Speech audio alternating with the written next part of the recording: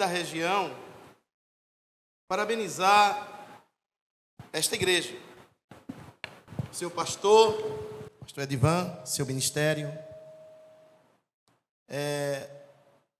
os irmãos, os membros, os congregados, porque a história não é feita só por uns, mas por todos, não é? E nós queremos parabenizar a todos vocês. Esta igreja é uma igreja histórica, que todos nós, de longe e de perto, acompanhávamos o que acontecia nela. Eu morava em Serra Talhada, e mesmo de Serra Talhada, a gente sabia histórias que aconteciam aqui, porque Água Fria sempre foi uma referência, e eu diria, sempre será, não é?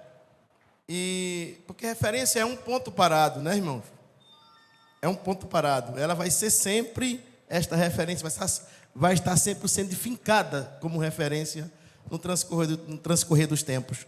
E eu me lembro que nós já vimos aqui muitas vezes, todos nós de longe, de perto, de Serra Talhada, da Bahia, sei lá, de onde for, já veio aqui em Água Fria.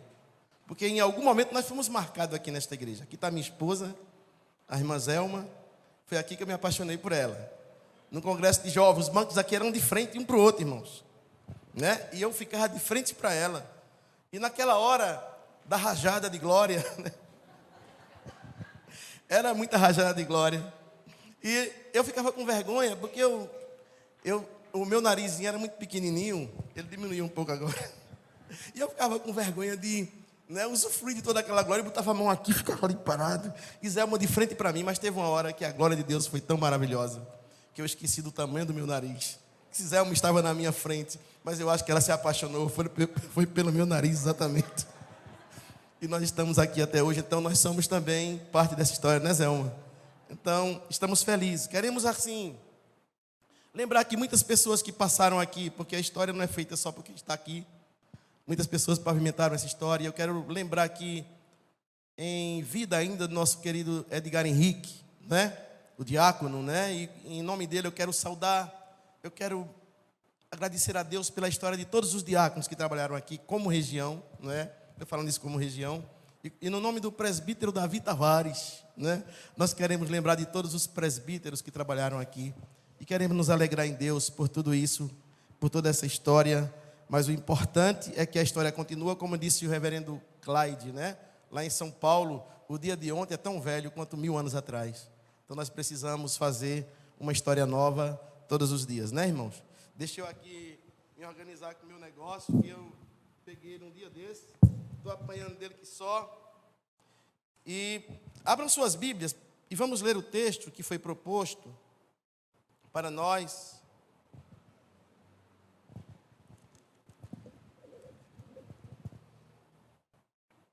Que está em Josué, no capítulo 3, como foi citado aqui pelo nosso irmão.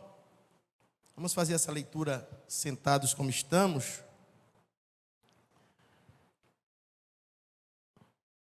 Amém, irmãos? E Josué se levantou de manhã cedo, e eles saíram de Sitim e vieram ao Jordão, ele e todos os filhos de Israel, e ali se alojaram antes de atravessarem.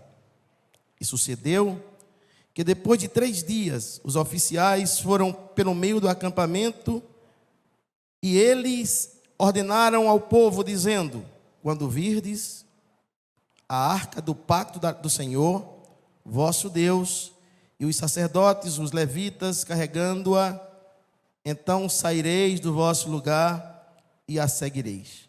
Contudo, haverá um espaço entre vós e ela, cerca de 2000 côvados de medida, não vindes próximo a ela, para que possais saber o caminho pelo qual deveis ir, pois não passastes por este caminho até então. Então Josué disse ao povo: santificai-vos, porque amanhã o Senhor fará maravilha no meio de vós. E Josué falou ao sacerdote, dizendo: tomai a arca do pacto e passai adiante do povo. E eles tomaram a arca do pacto e foram antes do povo. Amém, meus irmãos? Meus queridos, nós sabemos que essa história, ela começa no capítulo 12 de Gênesis, versículo 7, quando Deus faz a promessa a Abraão que a sua descendência herdaria a terra prometida. E aí, meus irmãos, entre o tempo e o lugar em que Deus faz a promessa e ao cumprimento dela, há um trajeto a ser percorrido marcado por desafios, por transições, por mudanças e por adaptações, né? E aí, meus irmãos, Deus utiliza esse trajeto como um processo pedagógico e depurador e ao mesmo tempo terapêutico, através do qual Ele, o próprio Deus, forjaria no seu povo o suporte para que este povo estivesse pronto para viver o seu propósito. Nós entendemos, irmãos, que todo o processo proposto por Deus dura o tempo que for necessário para que Ele possa forjar esse suporte em nós, para que nós tenhamos todas as condições de viver o seu propósito. Todo aquele que vem a Cristo passa por esse processo e só viverá esse propósito de Deus quem estiver disposto a renunciar ao seu plano e aceitar o plano do Senhor. Nós vamos ver, irmãos, que até a chegada de Canaã, e nessa trajetória, vamos ver alguns importantes fatos que acontecem nesse trajeto. E eu queria começar falando da chegada do povo no Egito.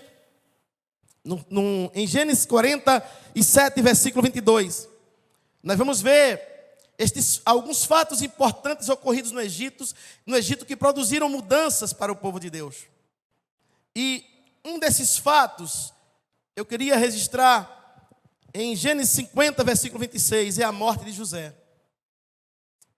José era a figura protetora do povo de Deus ali no Egito. Nós vamos ver que, por causa da importância de José e o privilégio que ele tinha, ele pleiteou que o povo de Deus ficasse no melhor pedaço de terra daquele lugar, em Gósen. E aquele povo que chegou ali, por suas mãos, em número de 70 pessoas, dividido em 12 tribos, era a clã de Jacó. Quando saiu dali, tinha mais ou menos 2 milhões de pessoas. Então, a morte de José é um fato que produz mudança. Entretanto, a importância de José, a influência de José, continua, contagiando ou chegando até os reis que viriam depois. Até que em Êxodo capítulo 2, versículo 23 e 25, acontece outro fato decisivo na história do povo de Deus ali no Egito. E naquele momento, a morte do rei Sete primeiro. Esse rei era um rei que era indiferente ao povo de Deus, mas não era tão hostil com ele. E também não havia uma perseguição ferrenha, mas o sucessor deste rei foi Ramsés II. E este veio impondo ao povo de Deus um trabalho escravo, uma servidão dura, algo muito desumano, como os irmãos sabem da história. Nós vimos nesses 2 fatos que acontecem aqui no Egito, nesses primeiros 2 fatos, nós vamos perceber, meus irmãos, Deus retirando toda a possibilidade, toda a expectativa e esperança paralela do seu povo, esse modus operandi de Deus, que Ele utiliza em outros lugares da palavra do Senhor, de fazer com que o povo aparentemente sinta-se só, para que este povo venha aclamar por Ele. É como se fosse aqueles laços de ternura que Oséias fala, que Deus nos atrai com laços de ternura. Na realidade, o que parece ser tão complexo, tão difícil, Deus está, na realidade, amando o seu povo, tentando atrair a sua presença para Ele. Então, meus irmãos, Deus retira todo o aparato humano, toda a possibilidade horizontal, desse modo atraindo a atenção do seu povo para si.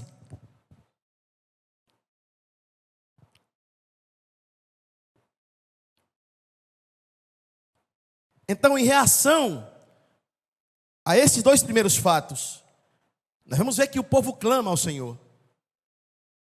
O povo clama ao Senhor. A Bíblia disse que o povo suspirava, que o povo gritava. E Deus vê, a palavra vai usar aqui, não é? Que nesse momento, Deus vê a oração, ouve a oração do seu povo, vê a sua situação e lembra, não é? Da promessa que havia feito aquele povo. E aí a gente percebe que esses 3 verbos, ele diz muito para nós. Em primeiro lugar, que o nosso Deus sempre nos ouve. Que não há oração que Deus não ouça. Mas também não há oração que Deus não responda. Talvez você esteja nesse momento clamando ao Senhor por alguma coisa. Talvez você tenha vindo do caminho desta igreja, pelo caminho falando com o Senhor e apresentando alguma causa. E eu quero dizer uma coisa para você, tenha certeza disso, o Senhor te ouviu. E com certeza o Senhor tem resposta para o teu clamor. E aí, meus irmãos, a palavra de Deus vai dizer que Deus vê a situação daquele povo. Eu gosto muito quando Jó diz o seguinte: eu olho para a minha direita, não vejo sombra de Deus, para a minha esquerda não consigo divisar, mas eu sei que Ele sabe o caminho por onde eu tenho passado.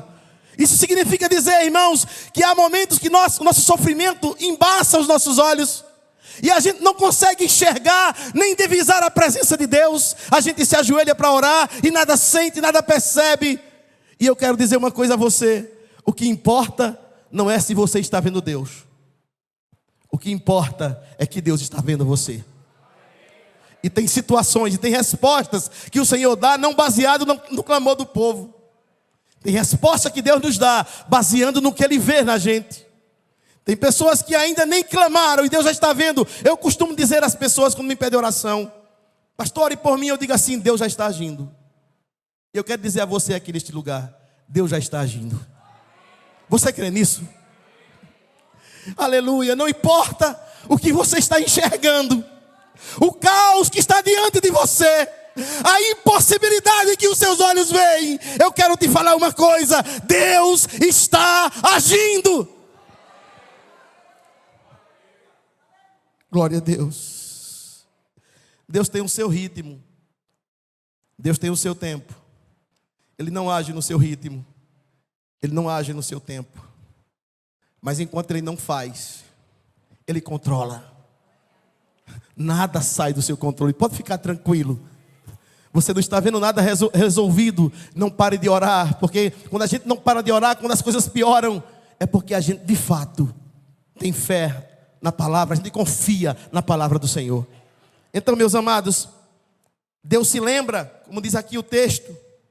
E essa palavra lembrar é uma expressão antrópica, que na realidade quer dizer que Deus naquela hora ratifica a promessa. Ele se dispõe a agir segundo o que prometeu. Porque o Deus que promete ao seu povo não é homem para que minta, não é filho do homem para que se arrependa. Naquele momento Deus está dizendo ao seu povo que Ele vai agir. E eu quero dizer uma coisa para você: o que Deus prometeu a esta igreja, a promessa maior desta igreja, é que nós chegaremos, que nós romperemos todo tipo de sistema nesse mundo, e nós chegaremos lá na frente. Nós chegaremos diante de Deus. Irmãos, eu tenho certeza que eu vou chegar no céu. Os irmãos têm certeza disso? Pode dar glória a Deus por isso. Essa é a maior riqueza, a certeza de que eu chegarei no céu, porque o Espírito Santo nos levará à presença do Senhor. Então, Deus aqui, com esse verbo, Ele está dizendo que se dispõe a agir conforme a promessa que Ele fez a Abraão. E a mesma coisa o Senhor está dizendo para nós aqui. A promessa que Ele te fez, você pode até ter esquecido, mas Ele não esqueceu. As promessas do Senhor não prescrevem, elas não perdem a força com o tempo, porque o teu Deus não envelhece. Ele é poderoso, Ele é imutável, Ele é fiel e Ele é poderoso para cumprir tudo aquilo que Ele promete. Irmãos, os homens têm até desejo de ser assim, de prometer uma coisa e cumprir, mas Ele não pode fazer tudo. Mas o nosso Deus pode, por isso Ele cumpre tudo o que faz. Então, meus irmãos, nós vamos perceber que como resposta dessa oração, vem Moisés Se os irmãos fizerem um pouquinho, pensarem um pouquinho nesse texto, nós vamos perceber que Moisés nasce numa situação anterior. Porque aqui o rei Sete já estava perseguindo Moisés, que estava vivo. Então, Moisés não nasce quando o povo clama. Moisés nasce antes do povo clamar. Deus deu resposta ao povo pelo que ele viu no povo. Muitas vezes, irmãos, há clamores em nós silenciosos, que ninguém escuta. Há situações que ninguém está vendo, mas Deus está vendo. E Ele sempre tem resposta de acordo com o que Ele vê. Foi assim que Ele fez com Moisés. Deus deu a resposta ao povo antes que o povo clamasse. Até porque o nosso Deus onisciente, Ele sabia que o povo ia clamar. E aí, irmãos, nós entendemos que o Senhor é esse Deus que não se esquece do seu povo em nenhum momento. E nós vamos perceber que Moisés agora é preparado em escola egípcia, provavelmente com o intuito de ser um sucessor dos faraós. E entendemos que ele também absorve esse sonho e tem esse plano para ele. E preparado naquela escola egípcia, que era um centro de conhecimento muito forte naquele tempo, conhecimento da medicina, agronômico, né? Da agropecuária. O Egito era centro para todo mundo daquele tempo. E Moisés é preparado segundo essa escola. E aí, chega um dia em que ele desce para o campo. E quando ele vai passando no campo, ele vê um egípcio hostilizando, atacando de forma covarde um hebreu. E naquela hora, os irmãos sabem da história, ele mata o egípcio. E qual a importância desse fato? A importância desse fato, irmãos, é que quando Moisés decide matar o egípcio, ele está fazendo uma grande escolha. Ele está renunciando os planos que ele tinha para ele mesmo. Ele está deixando para trás as aspirações palacianas que ele tinha.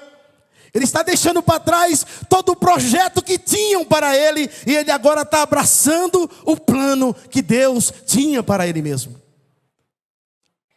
E aí, meus irmãos, a gente percebe que essa escolha é uma escolha muito difícil. Porque ele estava deixando aqui um sonho que aos nossos olhos era espetacular. E eu fico pensando que tantas pessoas estão assim. Tantas pessoas estão olhando para o que está deixando para trás, ou o que está do seu lado, que é muito importante o que planejou, o que projetou. Eu não sei o que você projetou. Você que está aqui sentado, estudando em escolas teológicas, coisas desse tipo, Deus te chamando para algumas coisas, e você tem visto outras coisas também. Os seus planos que foram projetados desde a sua infância pelos seus pais, porque os nossos pais sempre projetam os seus sonhos na gente, não é? E aí você talvez esteja dividido entre essa situação, mas eu quero falar uma coisa para você. É a hora de deixar o egípcio para trás. É hora de fazer a opção correta. Porque uma coisa eu te garanto, eu não sei o tamanho do teu projeto, do teu plano, mas eu sei de uma coisa: o plano que Deus tem para a sua vida é infinitamente superior, é imensurável. Por isso não tenha dúvida.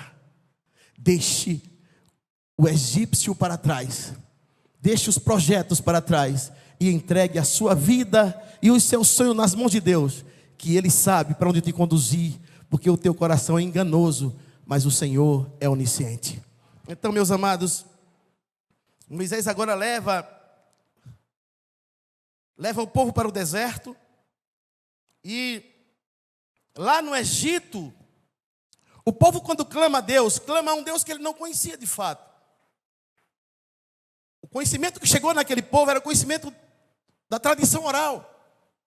Era um pai, aquele costume que os judeus tinham, um pai que passava para o filho, que passava para o sobrinho, que passava para o neto, que chegava em alguém. Não era fruto de um relacionamento com Deus. O povo clamava a Deus e clamou a Deus por uma necessidade na realidade. E quando Deus leva o povo lá para o deserto, Deus leva com o propósito de ser um Deus relacional. Deus queria estabelecer uma relação profunda e progressiva com aquele povo. E lá no deserto, eu queria aqui citar dois fatos muito importantes. É a construção das duas tendas. No capítulo 40, Deus dita para Moisés a arquitetura da tenda do tabernáculo. todo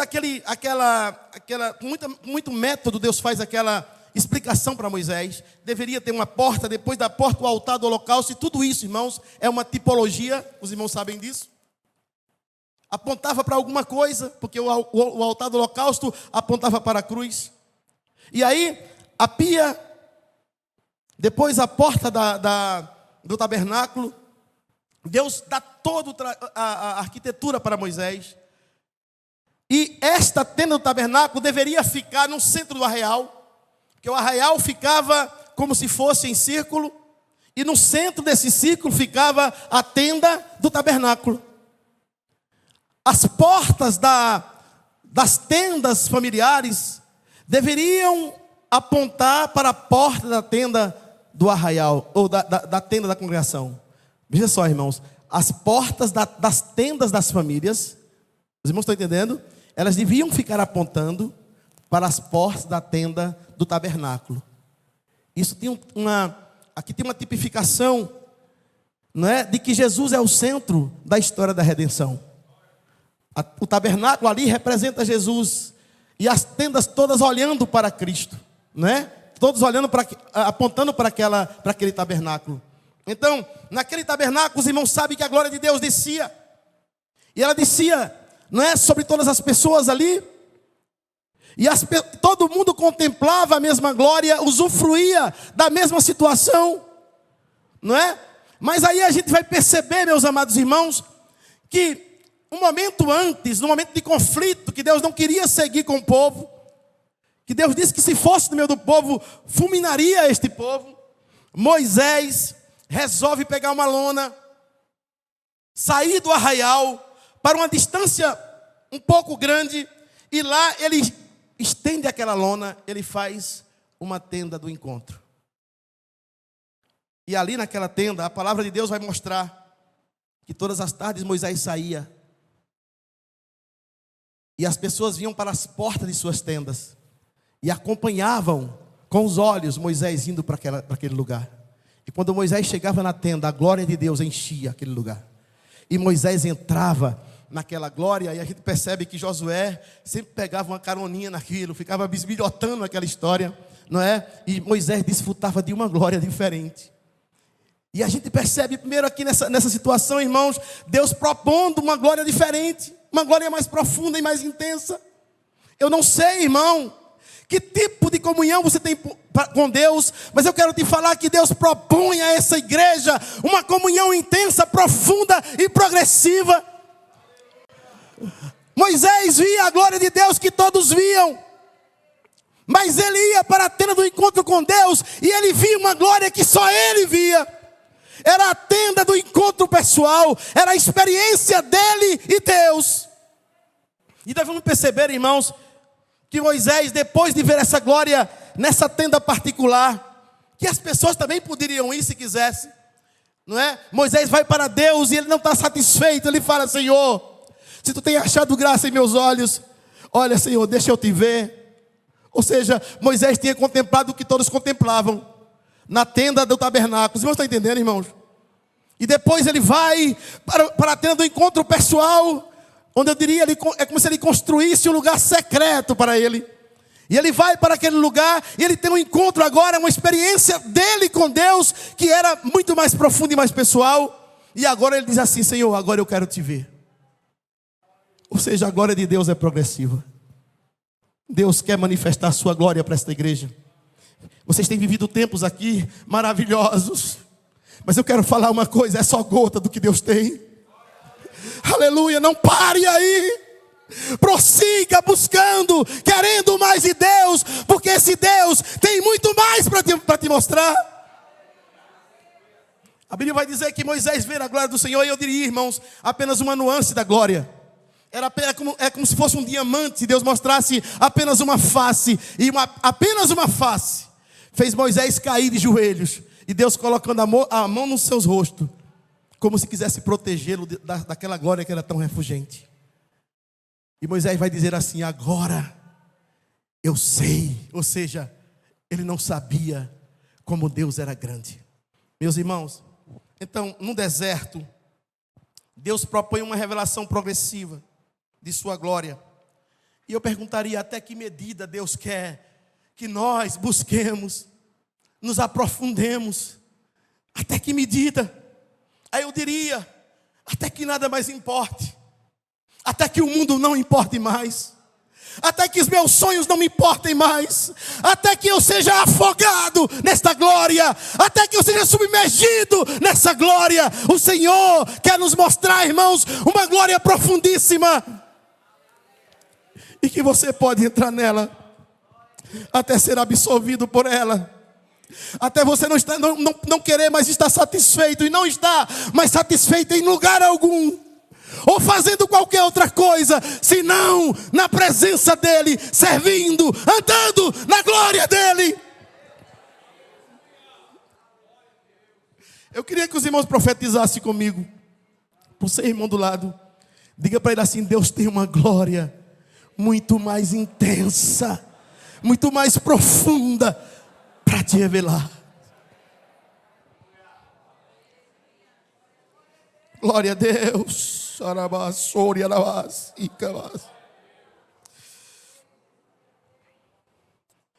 No deserto também, Deus quer ensinar o povo a confiar nele.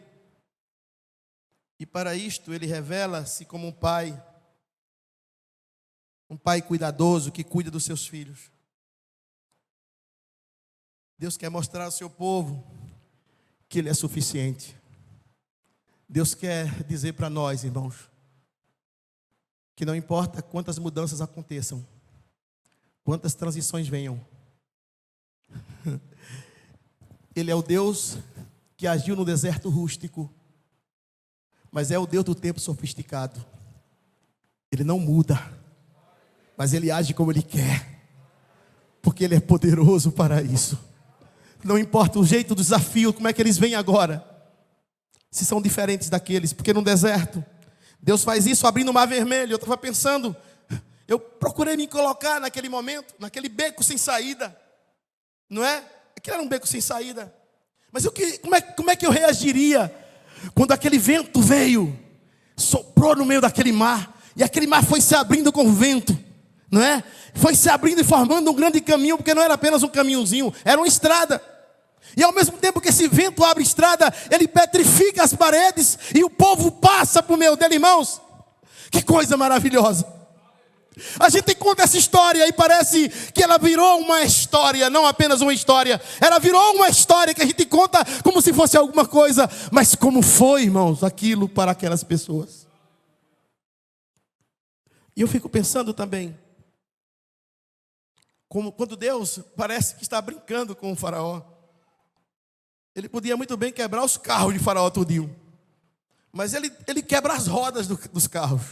Ele emperra as rodas dos carros para que eles não possam prosseguir, atrasar, para que eles cheguem no momento certo de serem submergidos. Nosso Deus é esse Deus. Nosso Deus é aquele mesmo Deus que em Refidim fez a água brotar da rocha. Se você estivesse lá, irmãos, vendo tudo isso acontecer, não é? Vendo tudo isso acontecendo, a água brotando, não é água pouca não, irmão. É um rio brotando da rocha.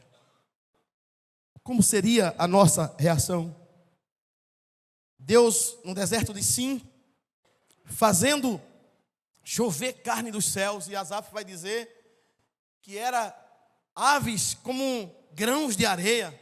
No Salmo 78, Asaf vai falar sobre isso. Era aves como grãos de areia. E ele dizia bandos de aves como areia do mar. Não era coisa pouca não. Deus, irmãos, Deus é um Deus assim de abundância. Deus é um Deus de abundância. Aleluia. Em relação a tudo, Deus é um Deus de abundância. Deus é um Deus de abundante chuva de glória. Deus é um Deus de abundante glória dele para nós neste culto aqui. Eu tenho certeza que Deus tem uma glória para revelar para nós aqui. Uma glória diferente, irmãos. E aí, meus amados, em todo o processo, Deus nos prova que Ele é suficiente. Deus é suficiente. Independente do que esteja diante de você e ao seu lado, dos desafios que você vai enfrentar, Deus é suficiente. Você não precisa de esperança horizontal. A sua esperança é vertical. Ela vem do céu. Confie nessa esperança, porque ela não falha. Ela não falhará. Aleluia. Muitas vezes nós vamos até alguns limites que parece que nós não vamos crer nisso. Como diz Paulo César cantando aquela música, né? Que muitas vezes as nossas aflições nos levam a limite, que o nosso equilíbrio se deixa enganar. Mas eu vim aqui dizer para você, não se deixe enganar.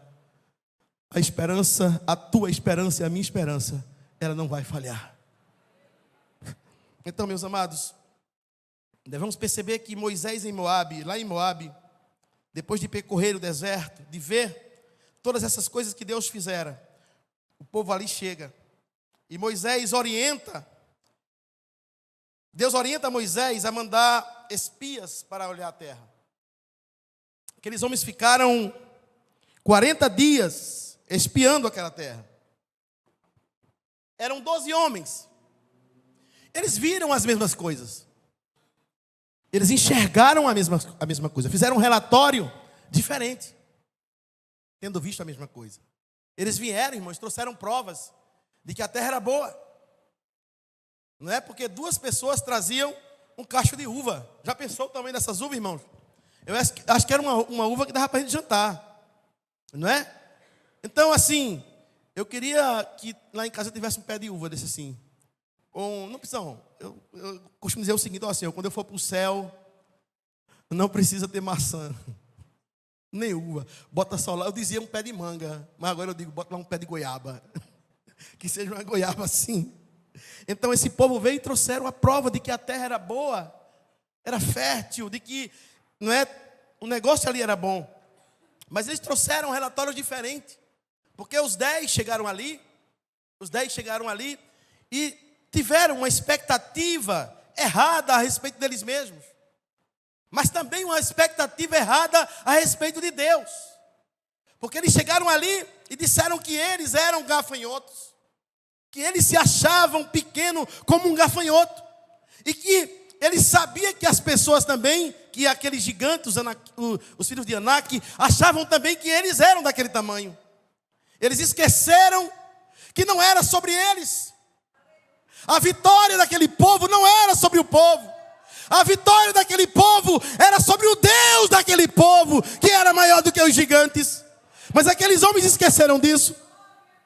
E aí, a gente sabe que o relato deles, irmãos, entristeceu a muitas pessoas. O povo entrou em depressão, chorou, não é? E aí nós vamos ver que depois de um dia chorando, vem agora Josué e Caleb, o remanescente daquela galera que saiu do Egito. E eles dizem não. A expectativa deles era outra. Eles falaram só de Deus. Enquanto aqueles 10 falaram só deles, eles falaram de Deus. Ele disse, o nosso Deus nos prometeu essa terra. E o nosso Deus nos dará essa terra. Então não é sobre nós as nossas vitórias. Não é sobre as nossas forças, as nossas capacidades. A vitória da igreja é sobre o Deus da igreja. A vitória da igreja é que assim como a tenda do tabernáculo estava no centro de Israel, Jesus Cristo é o centro dessa igreja. E por isso ela é vitoriosa. Eu estava pensando, irmãos, que Josué estava bisbilhotando Moisés. Ele viu uma glória diferente. Por isso que ele tinha essa fé. Eu vi uma história de um pai que o filho chegou para ele e disse assim: pai, qual o tamanho de Deus? Aí o pai disse assim: o que é que eu vou dizer esse menino, meu Deus? O tamanho de Deus? Ficou meio perdido, mas ele queria responder ao filho. E ele pegou o filho pela mão, levou para fora de casa. Aí ia passando um avião. Aí, olha o tamanho daquele avião, meu filho. Aí ele olhou, aí o aviãozinho bem pequenininho no firmamento, né, por causa da distância. Ah, o menino nem deu importância àquilo, é isso, desse tamanho. O avião, pai, é. Ele pegou, correu o filho, colocou num carro e levou para o aeroporto. Chegou lá, entrou com o filho no aeroporto e levou o filho para bem pertinho do avião. Disse, aí meu filho, o tamanho daquele avião. Oxe, pai, é desse tamanhão. Arregalou os olhos, ficou impressionado com o avião. Ele disse, assim também é o nosso Deus. O seu tamanho depende da distância que você está dele. Tem muitas pessoas que vê Deus à distância. A distância é tão grande que as pessoas convivem de Deus, que Deus fica pequenininho para eles, e aí todos os problemas que ele tem é grande. Ele tem medo de dormir, tem medo de morrer, tem medo de acordar, tem medo de viver, tem medo de sair, porque tudo é maior. Mas quando você vê Deus de perto, não importa o que está diante de você, porque você vê um Deus maior do que todos os seus problemas. Você dorme e acorda, você sai de casa para trabalhar, sabendo que Deus te conduzirá, Ele levará você e trará você, independente dos gigantes que surjam. Rabassou, calabás. Aleluia! Não é sobre nós, é sobre Deus. Rabassorianás. Irmãos, outro momento difícil que aconteceu no povo de Deus é quando Moisés morre. A morte de Moisés, a ascensão de Josué. Deuteronômio 34 vai falar sobre isso. O texto vai dizer que Moisés morre com 120 anos, em pleno vigor. O texto diz que nem os seus olhos, nem precisava usar óculos, o cara estava em perfeito estado. E a gente vê que é hora de parar. Estou falando para pastor, né, para mim. Não é quando a gente não serve mais para nada. É quando Deus bota no nosso coração e diz, é hora de parar. Porque tem pessoas que não querem parar nunca. Mas nós precisamos ser sensíveis para saber a hora de parar. E entender que Deus mostra aqui que a sucessão é salutar. Já teve uma geração que trabalhou muito aqui, agora já tem outra geração. Já está surgindo, eu estava olhando aqui, o pessoal tocando, não é? Uma galera que era pequenininha um dia desse, não é? E tem uma mais pequenininha que veio depois dos pequenininhos, ou seja, é uma geração que sucede outra geração, e isto é o plano de Deus. A igreja do Senhor é assim. A igreja do Senhor, ela tem esse poder, não é? De se renovar no transcorrer da história. Irmãos, e o que nós aprendemos com isso também, nessa sucessão, é que os homens mudam, os homens param, os homens morrem.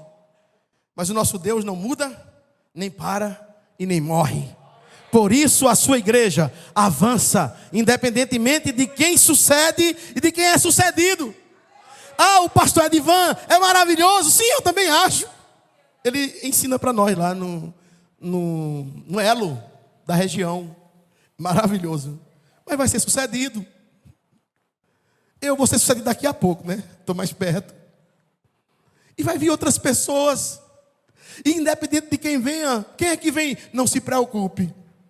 Porque quem mantém a obra, quem mantém esse carro no trilho, é o Espírito Santo que está no meio da igreja. A obra nunca vai parar. Eu vou aqui correr para terminar, irmãos. Tem aqui o texto propriamente dito, está aqui falando do momento em que o povo de Deus estava em Sitim.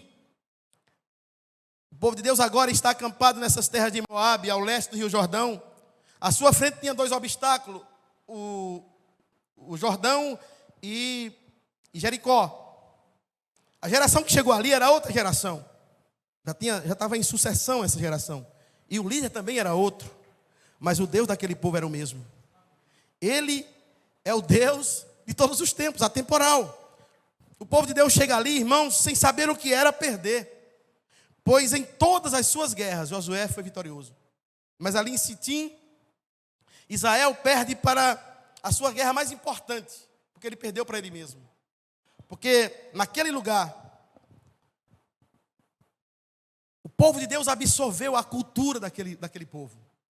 Ele absorve a cultura daquele povo, não é? E os homens do povo de Deus tomam por mulher as mulheres daquele lugar e adoram os deuses daquele lugar. Então, quando Josué sai de Sitim, sai do meio de um grande trauma. Deus vem ali naquela situação, e a história vai dizer que Deus promove ali, irmãos, uma limpeza no seu povo, quando Ele destrói toda essa mistura, esse casamento desigual que tinha no meio do povo de Deus. Israel e Deus agora prepara o seu povo para vencer o Jordão. Os irmãos sabem que o Rio Jordão era um rio que ficava embaixo das montanhas. Era um rio pequeno, mas era um rio forte, de muitas correntezas. Era um desafio muito grande para o povo de Deus. E aí, Deus prepara agora o povo para passar aquele rio e dar alguma instrução para Josué. E as instruções eram as seguintes. Ele vai dizer: olha para a arca. Não tire, não deixe, diga ao povo que não tire o olho da arca. Ou seja, a arca vai sair, quando ela sair, todos têm que sair. E nós sabemos, irmãos, que como foi falado já aqui pelo nosso irmão, que a arca está entre nós, não mais aquele instrumento. Nós não estamos aqui tentando, como é que eu posso dizer, fazer com que essas coisas sejam permanentes, nem criar uma doutrina. Mas nós temos aqui em nosso meio, irmãos, aquele que é mais poderoso do que a arca. A arca era só uma sombra, mas ele é uma realidade. Jesus estará aqui entre nós. E aí nós não podemos tirar os olhos dele. Haja o que houver, venha sistema, venha ideologias, venha o que vier.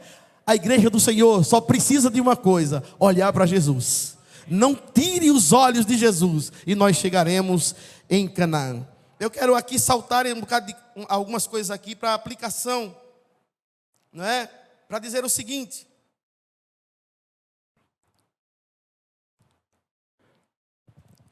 nós hoje somos Israel de Deus.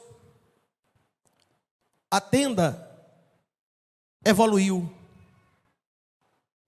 O tabernáculo foi evoluído. Não é mais de lona, não é mais de alvenaria.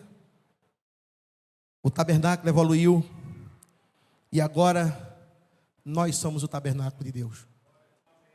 Não são mais casas mortas, inertes, inanimadas, mas casas vivas. E nessas casas vivas, diferente das tendas do passado, a glória só vinha sobre as tendas. Mas agora nessas casas vivas, essa glória mora em nós. Lá na tenda, Deus era apenas um visitante, Ele vinha e ia. Mas agora nessa tenda que nós formamos aqui, na comunhão dos santos, há uma glória que não é mais transitória. Há uma glória que não passará nunca mais. Há uma glória que é permanente. A Bíblia vai dizer, em Coríntios, Paulo vai falar, que Moisés permanecia com o véu no rosto para não mostrar uma glória que desvaneceu. Mas nós, com o rosto descoberto, nós vamos contemplar de glória em glória, irmãos.